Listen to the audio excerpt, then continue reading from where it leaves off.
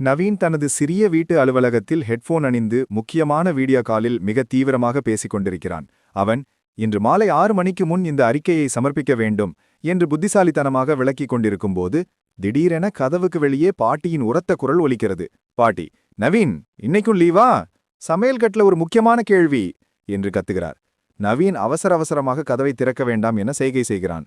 ஆனால் கதவு தடார் என்று திறக்கப்பட, கையில் ஒரு பெரிய வெங்காயத்தையும் கத்தியையும் வைத்துக்கொண்டு பாட்டி உள்ளே அதிரடியாக நுழைகிறார். பாட்டி நேராக நவீனின் முகத்துக்கு அருகில் வந்து குனிந்து, இந்த வெங்காயத்தை எப்படி வெட்டணும்?